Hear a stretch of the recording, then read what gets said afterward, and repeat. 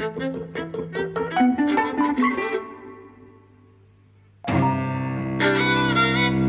and welcome to Eavesdropping at the Movies. I'm Mike. And I'm Jose. And we're talking about The Day of the Locust, 1975 drama. It's based on Nathaniel West's novel from 1939. Nathaniel West has come up once before on the podcast. He wrote, uncredited I think, on Stranger on the Third Floor, that early noir that we watched. But he's probably best known for this novel. Neither of us have read the novel. We understand it to be in the critique/satire vein of Hollywood. Nathaniel West wrote a lot for Hollywood. And this film is directed by John Schlesinger, and the screenplay is by Waldo Salt. And they worked together, you said... in Midnight Cowboy. On Midnight Cowboy. So the film is about a young, aspiring artist, painter, called Todd, who goes to Hollywood to work on like drawings for films, costumes, that sort of thing. And he moves into this small sort of villa area where a lot of people live, and all these people are kind of on the outskirts of Hollywood, right? So there's the kind of aspiring young actress and her father, who's an old vaudevillian who can't let kind of vaudeville go, really, although he's now selling things door to door. Burgess Meredith plays him and he's fantastic. An accountant who later shows up, Donald Sutherland plays him. There's a dwarf as well, played by... Billy Bart, who everyone will recognise, really. He's the dwarf who stops people from kissing in the Petting in the Park number in Gold Diggers of 1933. And he appears in a lot of those early Busby Berkeley numbers. In Honeymoon Hotel he appears as well. And I've just learned that he was Mickey Rooney's antagonist in the early Mickey Maguire shorts, right before Mickey Rooney became a star. So he's somebody who had an enormously long career in Hollywood, and he is also fantastic in this, I think. Yeah, so his character is this drunken... I'm not sure it's entirely explicit what he does, but I guess he must be a performer in movies. But he's this aggressive drunk, largely, and he's kind of quite cynical and sarcastic about things a lot of the time.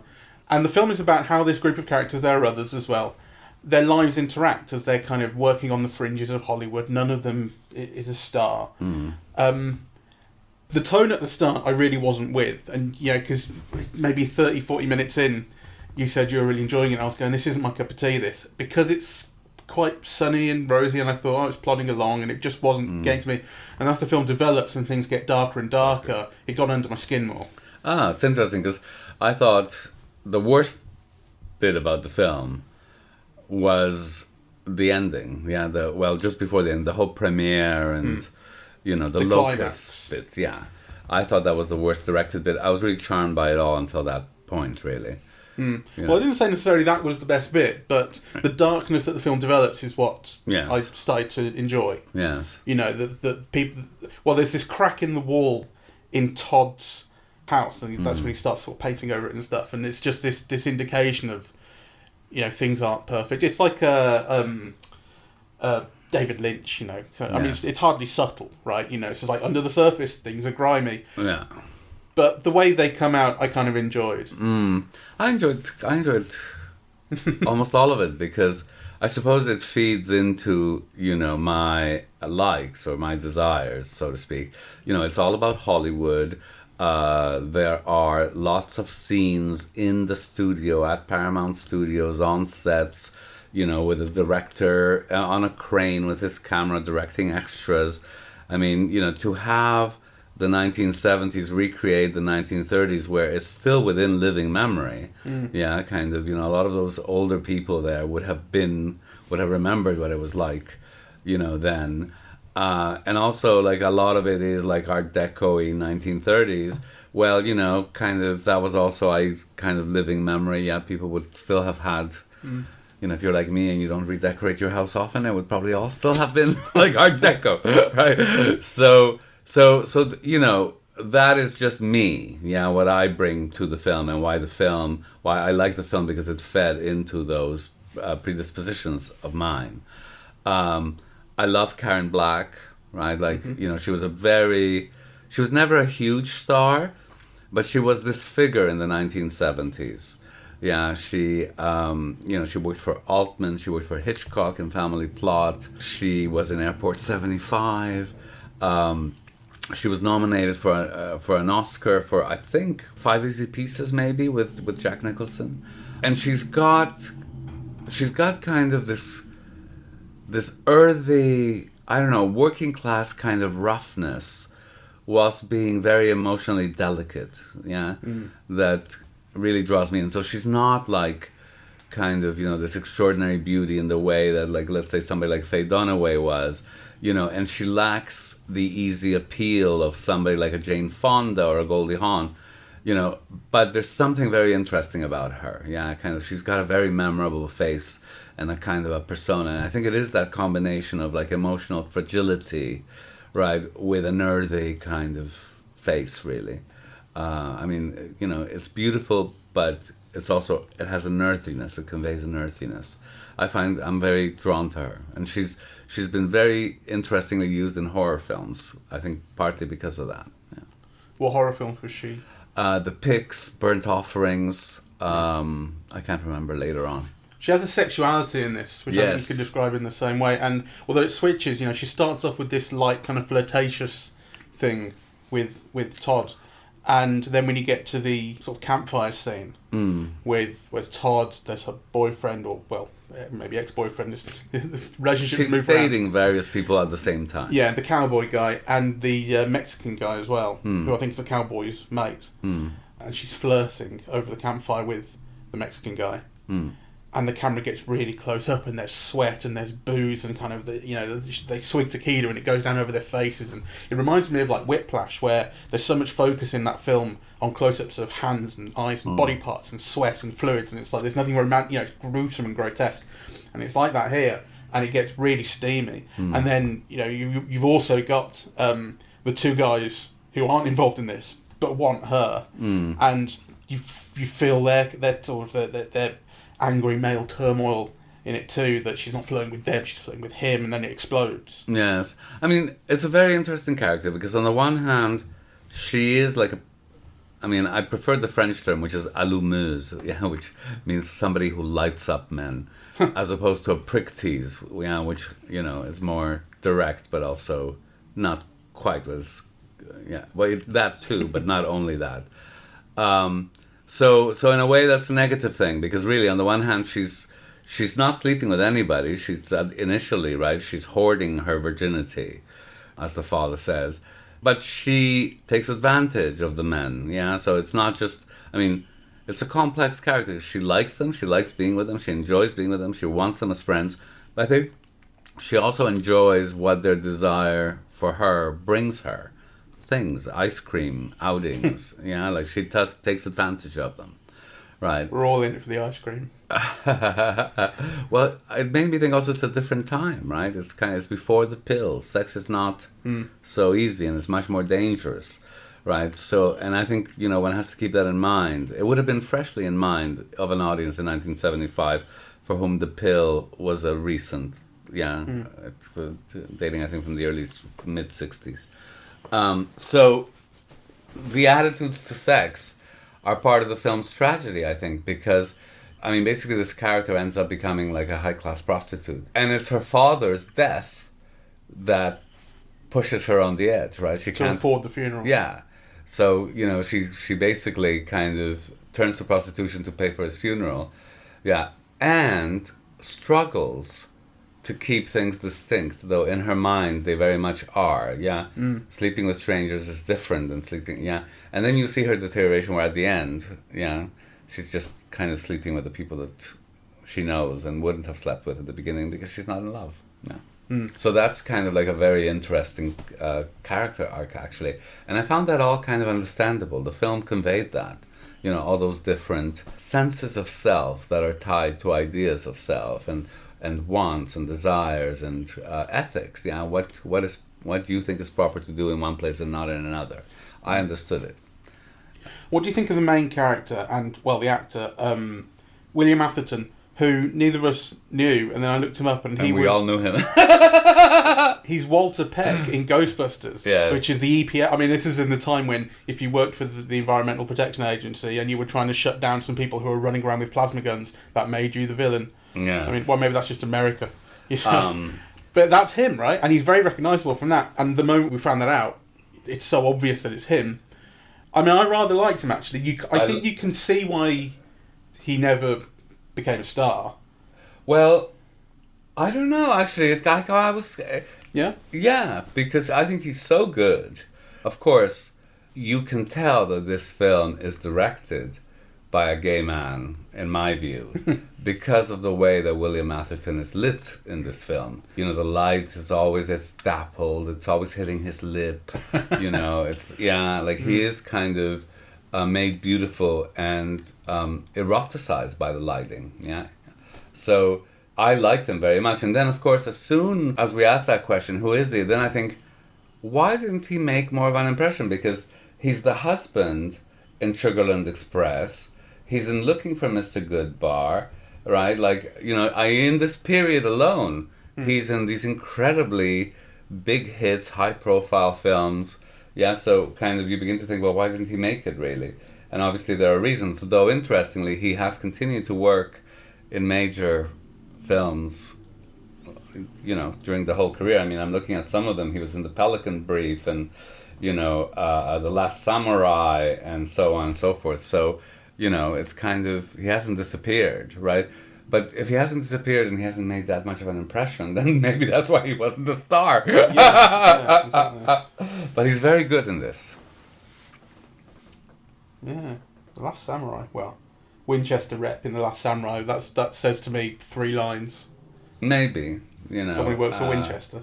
I mean, I don't know. I mean, it's true, for example, that in Looking for Mr. Goodbar, you remember Tom Berenger and you remember Richard Gere, but you don't remember him, right? And of course, the whole film is about Diane Keaton anyway. So, you know, so these might be small roles. But anyway, I think he's lovely in this. Yeah, so do I. Although, I think, again, this is something that improved me as the film went on, because you got under his skin more and you saw this darkness when he tries to rape. Yes. You know, that's when his character for me kind of turns. Yes. I guess, and you see this dark side Yes. to him, or this darkness inside him. So, what do we make of the film as a critique of Hollywood? Is it saying anything different to what we expect of films like this? No, I mean, I think in a way it's banal, right? You know, so it's taking this idea of Hollywood as the American dream, you know, and finding, you know, that underneath it, you know, where the locusts go, there's like carelessness and death and destruction and commodification and, you know, prostitution and crime and blah. And violence. It's very violent, like the cockfight. Yeah. You know, so violent. And then he gets to him, Burgess, not Burgess Meredith, the dwarf, sorry, licking blood off his chicken's beak. And you go, ugh, you know. And then at the end, you've got Donald Sutherland you don't see very much of it, stamping the child to death. Yeah. That's incredible. And the crowd, you know, going mad and then kind of tearing him to shreds and all this. Yeah. And it becomes kind of not visually that exciting, or as exciting as it could be. But I think that is what, if there is something that sets it apart from other Hollywood on Hollywood critiques, I guess, that might be it. Because this was, it wasn't a hit, but it was a film with known actors and, you know, known director and so on. And it was Oscar nominated as well. It was a hugely expensive production. Big studio film, got a major release, and it was an enormous flop. Yeah, but I think that's kind of, they're notable about it, that in a film that is, at least on paper, big, you know, it's doing some things that they're quite outlandish with violence. I think there's a problem with that, because the violence, I mean, my main critique, for example, of the scenes at the studio where the set falls apart, you know, and potentially kills people, and the scene of the premiere, which is the metaphor for the locusts, right, is that the violence is not made exciting. So, you know, what you get is the brutality of it, yeah? You know, the Donald Sutherland stomping on a child is like a horrifying thing. But, you know, a film should also, well, maybe not, actually, I'm thinking aloud, you know, but I would expect it to. And I like, you know, to be excited by, you know, sets falling apart. Yeah, to experience a sense of danger and thrill. And the film doesn't manage any of that, actually. The set falls and you go, splat, right? But it's like, it's subjective, but it doesn't make you participate, and it's not suspenseful. And so actually it's very interesting that the horrifying scenes of brutality for me are the one with the chicken and the one with the child. Yeah. Whereas, that whole scene at the premiere should have been a set piece of, which could have contained that as a center. Yeah, but actually all of those scenes of the crowd going wild, to me, they're very flat. Yeah, you do kind of get these like top-down shots where you see these hundreds of extras, but what they're doing in those shots is just like running in one direction. They're not, whereas if you compare, like in Batman Returns, you get similar things of like these scenes where violence and chaos explodes in like the town square, but there's always something happening in each bit of the screen or each shot that you move to over here, and someone's having some particular fight. You go over here and someone's set something on fire. You kind of want like more specificity to what the crowd is doing in this. Yeah, scene. You're invested in it. I mean, even in a film, like is it October where there's the scene with the child, the baby carriage going down the stairs. Yeah, the way that Eisenstein points you to the mother with the carriage, the crowd, you're invested in it, even if it's only momentarily, right? Because you never see those characters again, But in this, there's nothing to invest you in the progression or the development of that chaos, right? The film basically goes from Homer to the William Atherton character. Todd. Yeah, Todd trying to save Homer. But, it's not rendered suspenseful or exciting or visually spectacular even. I think it really falls flat. And it's a pity because those are clearly the scenes where most of the film's budget was spent for so little. Yeah. And you do kind of wonder, especially with the set collapsing scene, what the upshot of that really is. Because ultimately what it leads to is this thing about them. They had signs that said, danger, this could collapse, and they hadn't put them out. Yeah. And it becomes this thing where Todd goes to the... Not sure, is it studio head or producer? Yeah. Someone like that. Someone higher up. It's not specified, but, basically the money man. Yeah. And also the art director. You do find out he's the art director later, saying these signs weren't put out. And it's when he's speaking, in fact, to the art director in particular, where he has this line, he said, if someone had been killed, Todd says, would it have made a difference? Yeah. And the art director goes, no, probably not. And then and Todd goes, the signs weren't put out. The studio was claiming that they were. And the art director goes, if they had been, would it have made a difference? So which I thought was kind of, on its own, sort of nice, basically saying if someone had died, we don't care, it doesn't matter to us, and we also don't care whether the signs are out or not. We'll do what we want. Well, we'll do what gets us the insurance money. Yeah, because it's all about getting the insurance to pay for it. Oh, sure, but I think in terms of what I was thinking of that struck me in terms of the moral. Yeah. No, I get that as well. Aspect. Yeah. So basically what has happened is the film has spent a lot of money on this set piece and a lot of time to make this one fairly banal thing of Hollywood will do whatever makes it money, regardless of moral or ethical. And foregone the opportunity of doing something visually dazzling with that set collapsing. Yeah, certainly. Right. Because even at that point when you see those signs, I expected things to blow up, right? Because I thought there was bombs under there. Yeah, I thought there was dynamite or something because you see the signs, danger, and then you see people smoking, right? And so you were expecting something to blow up. So actually, when it collapses, and when the whole thing is made to be about the sign, that's not very well narrated either, So no, I think, especially, but I mean, the thing for me is it's just this huge, tremendous sense of waste to that. Yeah, that there's all this time and expense has gone into making this fairly banal point you could have made in a different way, and if you actually wanting to make the point anyway, like I say, it's banal. We kind of know this. This isn't like an outstandingly sort of original point to be bringing up that Hollywood will do what it wants and fuck the morals. Yeah, and particularly at this time, after you've lived through the Trump era, that people aren't straight arrow Bible thumpers from the Midwest. I mean, really. So this idea of America being like, show business in both church and consumer culture, well, quelle surprise. So, I think what I love most about the film is the lighting, which is gorgeous. Conrad Hall. Yeah, it's just beautiful. Like at the beginning, you get like really, it is dappled lighting. It makes all of Hollywood look, beautiful and glamorous and sunlit, you know, and then of course it gets darker and darker and darker as it progresses. So the lighting is beautiful. I love the performances. You know, I love Karen Black and Billy Barton and Donald Sutherland, who, when he appears and says his name is Homer Simpson, you go, Yeah. And I looked it up because I always understood Homer Simpson from The Simpsons to be named after Matt Groening's dad, Matt Groening, the creator. And then I saw something that said, well, he talks about that a lot, but he had claimed once or twice in the 90s that he was named directly after this character. Oh, really? So I'm not sure. I'm not sure either of those explanations is canon, but there seems to be some backup that Homer Simpson from this novel and this film. Well, you know, it makes a bit of sense, right? Because this Homer Simpson is dumb, well-meaning, always getting a bit of information and going in the wrong direction with it, right? Yeah. So actually, there's a certain relationship. There's a certain relationship, and Donald Sutherland, I think, is really quite marvelous. I was thinking, why did he take the part? Because actually, it's quite a minor part, and he is the top-billed star. You know, he was the biggest star of the ones that we see. So it's kind of an unusual part to have chosen to take, though it's a very good part. And Burgess Meredith, I think it's a performance for the ages.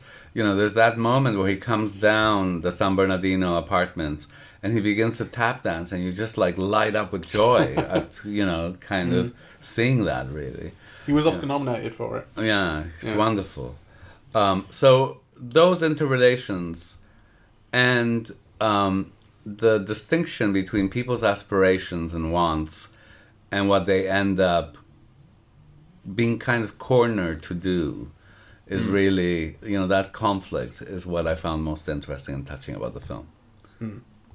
There is something that this film made me realise that I think is missing, or just something that I don't like about films that are Hollywood critical, satires and taken apart and all that, which is that the cynicism in them never allows for any explanation of why you would want to be in Hollywood and actually what the joys might be. You know, all these people in Hollywood making this movie have done it for a reason, right? They must want to be there. They must think that there's something, you know, unless they are literally all doing it because it's the only way they have to make money, right? They're doing it because they think there's something valuable in telling these stories and doing it in this way.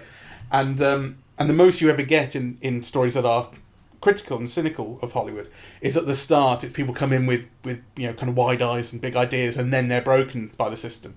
But you know, that always feels a bit, maybe banal's the right word for that as well, or you know, too flat or too uncomplicated. That, you know, it's so easy to say, well, this is all shit. I mean, I'm not sure I agree. I mean, so for me, for example, you see the Karen Black character, right, and she wants things that are difficult to get, right? Because also, you know, one of the things the film made me aware of is how expensive clothes were in the 1930s, right? You know, like a pair of shoes might cost you like, a month's wages or something, So her desire for those things, right, and her delight in seeing herself on screen, you know, and the attempt to kind of steal the picture where she only has one line, right? Yeah. So actually, you know, fame as a catapult to identity and being given importance and, you know, to matter in the world, you know, whilst also, you know, as a step ladder to being able to buy, to consume, right? I think the film conveyed that to me. Yeah, but I think that comes under kind of what I'm saying. Like, what I'm saying is that you never get any feeling of, well, art is great, art is worth it, I love the movies. Oh, yeah. That's what they never ever allow for. And there's got to be, like, people have to think that way, even if they've been in Hollywood for a long time and get super cynical about it. Yes. You know. I mean, I think more recently, though I can't think of specific examples, you know, but certainly kind of film as art is a more recent discourse, you know, than kind of film as fame. So I wasn't sure about the flower in the crack in the wall. The crack in the wall is a metaphor that's used continuously, but then so are Goya's paintings. Yeah, and many of them are taken from the Napoleonic Wars, you know, a series of drawings of disasters of wars, and those recur all the time.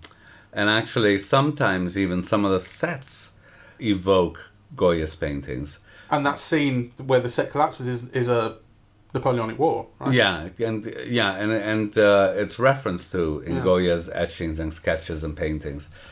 But what you don't really get in the film, to me, is the kind of brutality that you see in Goya's paintings, right? So there's a scene where you see this tree, and actually it's almost identical to a famous kind of etching from the Caprichos, the Disasters of War, which is, these corpses, that have been, with the tree branches piercing them, right?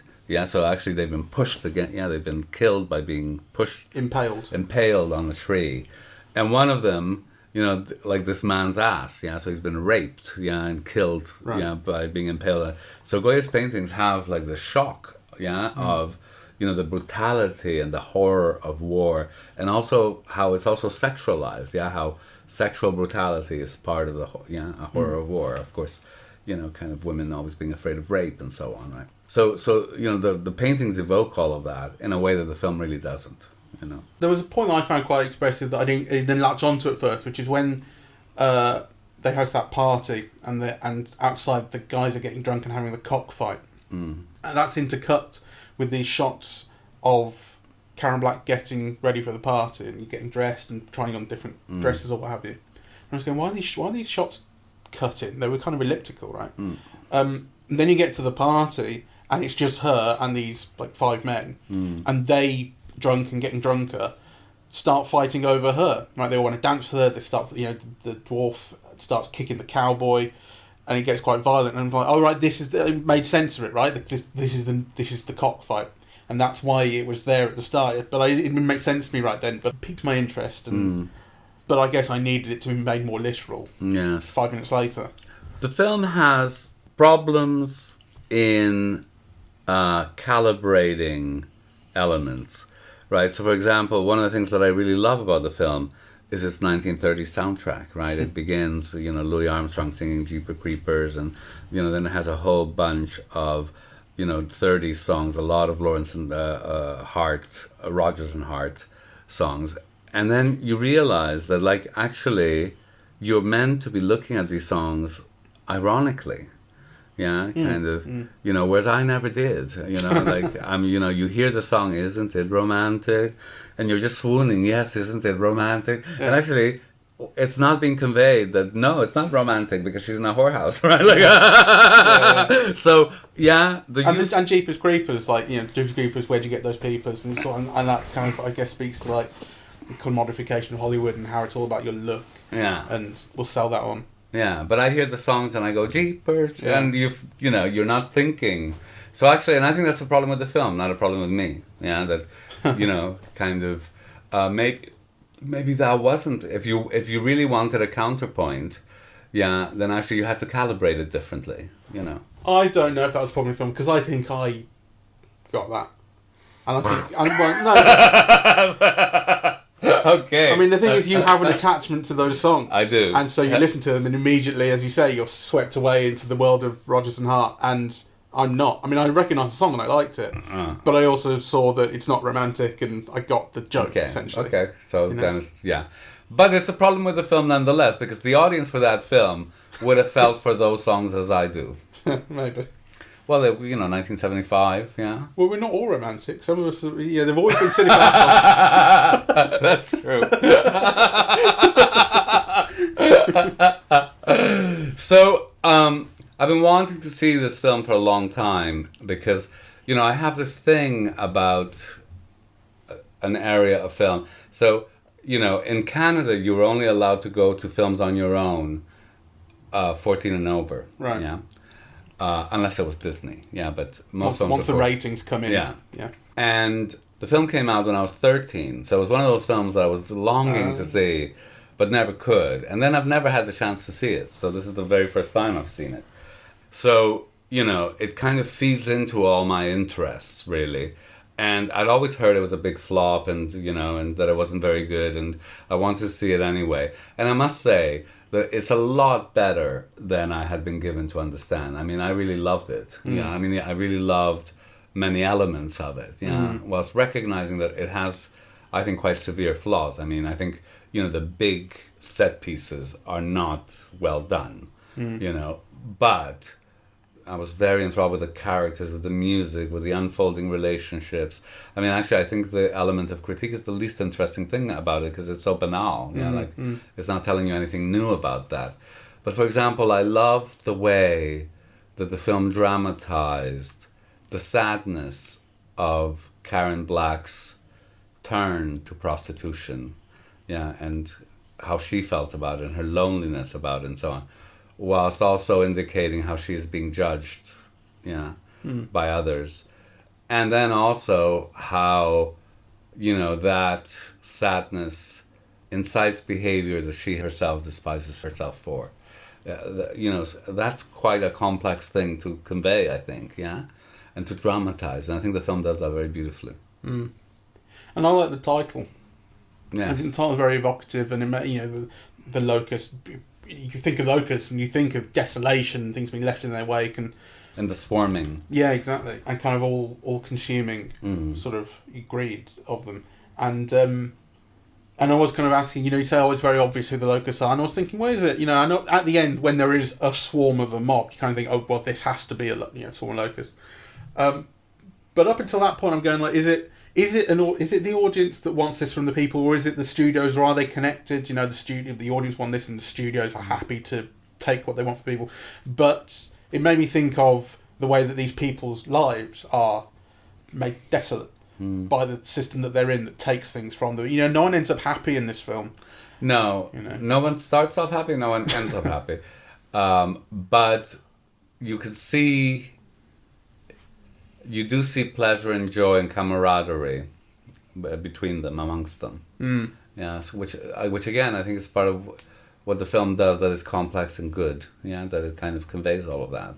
So, none of them are happy, all of them are seeking, but they do connect with each other in ways that give themselves, each other, momentarily pleasure, and that incites, wants, But I say, if the locusts are, if with the reading we give the locusts is that they're the audience, and they're that mob at the end, that I think is actually too simplistic, because they only come in at the very end, and it's kind of easy. The idea that it's the system is, I think, a more sensible, a richer reading of that. Yeah, metaphor. I think you're meant to think that it's America itself, right? So that's why you have the sequences with Geraldine Page playing the big sister church revival leader, and also why you have the newspaper headlines with Roosevelt, and and of course at this point Hollywood was mass media, right? There was radio, and there were 3 news magazines, right? So kind of Hollywood was kind of had an importance then that it doesn't have anymore. Well, the newspapers were all local, weren't they? Yeah, well, I think the U.S. only had local newspapers. I suppose if you were wealthy, you could subscribe to the New York Times. Well, it's because you couldn't. The places were too far apart. You couldn't have a national press the way you can here. In the 80s, for example, the big news agents would always carry, the New York Times and so on. Part of a Sunday routine would be to get the New York Times along with your daily, Montreal papers or whatever. But at this time, I think that would have been unlikely. So to use, metaphor, Hollywood as a metaphor for mass culture, I think makes sense. And you also have kind of radio in the sense that, the premiere, you have the radio announcer live, from there. But it's, as a critique of America, I just think it's weak, right? Those are not the film's strengths. I think the film's strength for me is in that depiction of character. Yeah, I think I agree with that. And in the way that it's filmed, because, really Conrad Hall truly is a great cinematographer. I was commenting on the cinematography before I realized who it was that was doing it. So yeah, and his was the other Oscar nomination. Right. So best cinematography and best actor in a supporting role. Yes. Shall we find out who won that year? Sure. Supporting actor was won by George Burns for The Sunshine Boys. And best cinematography, Barry Lyndon, John Alcott. Okay, well, that makes sense. How's that for lighting? I saw Barry Lyndon the year it came out, and I remember being completely bored by it. And yet, all my life, I've remembered like these close-ups of Marisa Berenson, you know, in candlelight, looking gorgeous. So It was all about the candlelight. yeah. So Supposedly, Kubrick had to wait for NASA to invent these lenses to make the film. Some fucking movie thing. I won't do it without my NASA lenses. yeah, I think this some of those things are so fetishized. Anyway, this is a film I've waited a long time to see. It's much better than its reputation has it, and I really love seeing it, and I highly recommend. Yeah, it's got its pleasures, for sure. They're just kind of outside the thing that you go into it for, which is the critique of Hollywood. Ignore that bit. Yes. The rest is quite good. Yes, though it is great fun to see the studios and the costumings and the cranes. You and love the all that. Yeah, if you're a film nerd, those things are lovely to see. Yeah, very nicely rendered. Yes. All right. Thank you very much for listening. We are eavesdropping at the movies, and we are on Apple Podcasts, Google Podcasts, Spotify, SoundCloud and YouTube. On social media, we're on Facebook and Twitter, and the website is eavesdroppingatthemovies.com. Thank you very much. Bye-bye.